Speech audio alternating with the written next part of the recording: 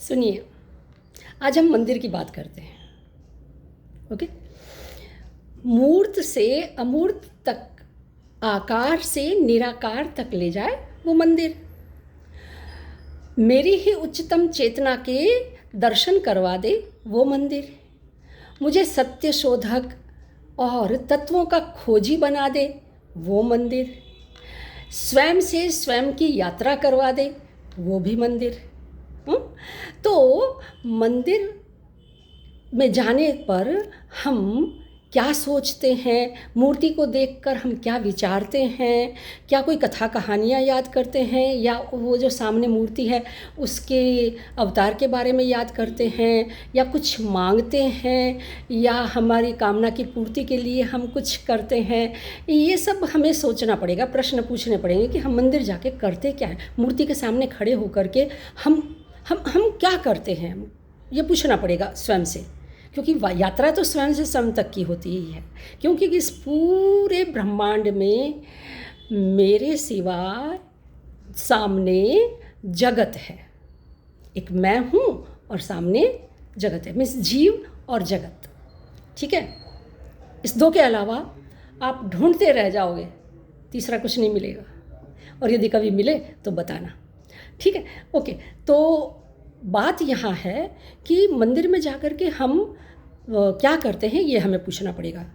तो मैंने पूछा, गहराई में गए, सोचा कि तत्वों से खोजी, मतलब मीन्स खोजी बन करके हम तत्वों के बारे में जान सकते हैं।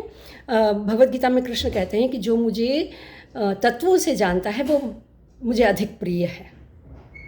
ठीक है, तो तत्वों से जानना मीन्स क्या।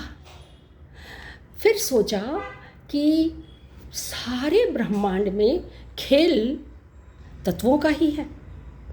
परफेक्ट कॉम्बिनेशन में जब तत्व आ जाते हैं तो किसी चीज़ का अस्तित्व खड़ा हो जाता है, आकार खड़ा हो जाता है, गतिशीलता आ जाती है, और ये सारा खेल संयुक्तता का होने के साथ साथ ऑटोमेटिक है, ऑटोमेशन है ना।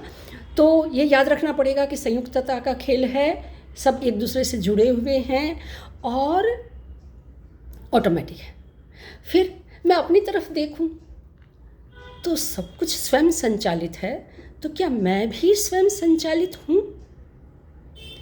जवाब मिलता है, यार मैं तो अपने निर्णय खुद लेती हूँ, मैं सब कुछ अपना करती हूँ, ये तो सब मैं करती हूँ या करता हूँ, है ना।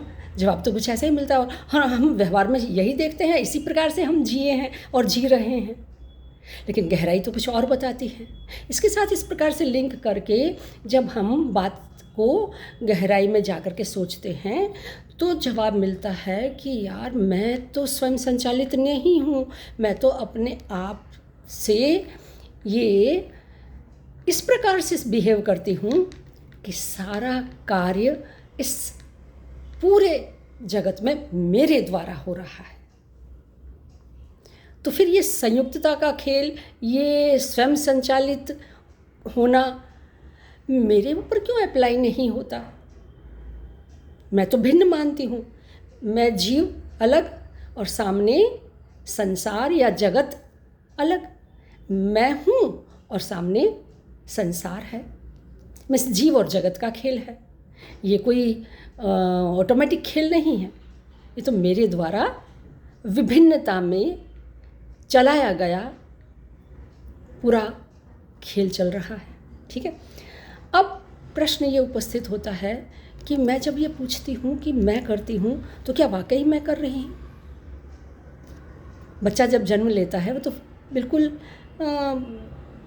कोरा है, खाली है, उसमें तो उसकी फैमिली सारे विचार, सारी भावनाएं, सारी वृत्तियाँ और सब कुछ प्लांट करते हैं, देते हैं। उसकी इंद्रियाँ, बच्चे की इंद्रियाँ सबसे ज़्यादा आँखें और कान सुनते हैं और देखते हैं, उसके द्वारा वो सारा रिसीव करता है और यहाँ स्टोर होता है, और फिर उसी के अनुसार वो आगे अपनी लाइफ बिताता है। और ये सारा कार्य बचपन में 8-10 साल तक चलता रहता है।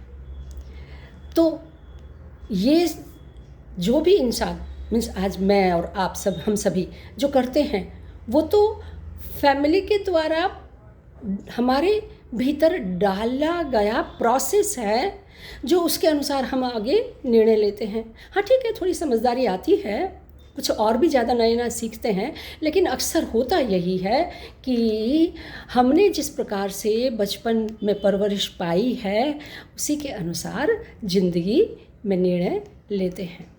कोई बात नहीं, ये भी अच्छा है, लेकिन ये मैच नहीं होता कि यदि ऐसा है तो सामने दिखाई देने वाला जो जगत है वो सबका एक जैसा होना चाहिए, भिन्न भिन्न क्यों है।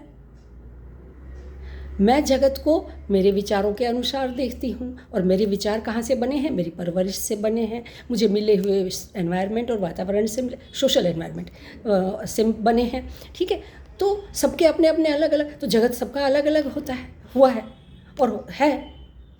क्लासरूम में टीचर खड़ी होती हैं, सामने 40 स्टूडेंट्स हैं, तो 40 के 40 स्टूडेंट्स टीचर को अलग अलग तरीके से देखते हैं, क्योंकि टीचर जब एक क्वेश्चन पूछती है तो हर एक स्टूडेंट का जवाब भिन्न आता है।